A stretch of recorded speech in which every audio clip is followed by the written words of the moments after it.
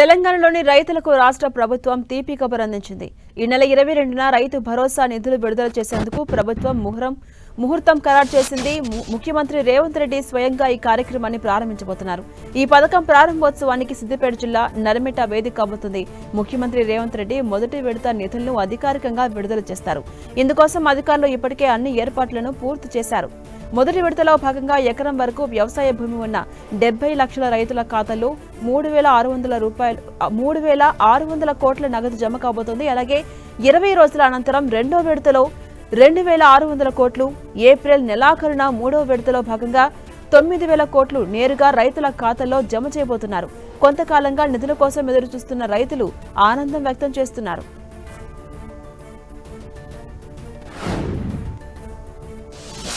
దేశ అత్యున్నత పౌర పురస్కారాల్లో ఒకటైన పద్మ అవార్డుల విషయంలో కేంద్రం గుడ్ న్యూస్ చెప్పింది. 2027 కోసం కేంద్ర హోం మంత్రిత్వ శాఖ నామినేషన్ల స్వీకరణ ప్రక్రియను ప్రారంభించింది.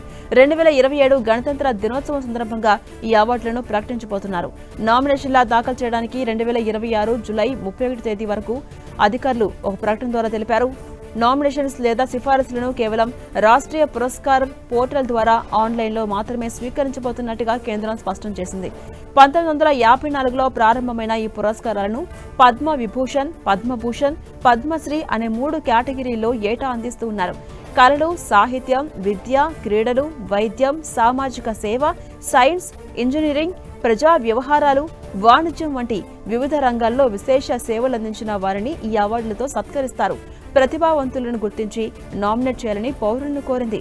ముఖ్యంగా మహిళలు, బలహీన వర్గాలు, ఎస్సీ, ఎస్టీలు, దివ్యాంగులు, సమాజానికి నిస్వార్థ సేవ చేస్తున్న వారిని గుర్తించి సిఫారసు చేయాలని సూచించింది.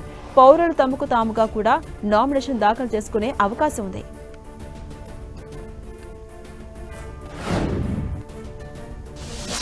ఎన్నికల ముందు పశ్చిమ బెంగాల్ ముఖ్యమంత్రి మమతా బెనర్జీ రాష్ట్ర ప్రభుత్వ ఉద్యోగులకు తీపి కబురందించారు. ఎన్నికల సంఘం అసెంబ్లీ ఎన్నికల షెడ్యూల్ను ప్రకటించడానికి కేవలం గంట ముందు 2008 నుంచి పేరుకుపోయిన డిఏ బకాయిలను చెల్లిస్తామన్నారు.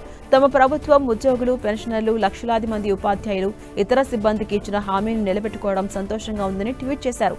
కేంద్ర ప్రభుత్వ ఉద్యోగులతో సమానంగా డిఏ బకాయిలు చెల్లించాలని పశ్చిమ బెంగాల్ ప్రభుత్వ ఉద్యోగులు చాలా కాలంగా ఆందోళన చేస్తున్నారు.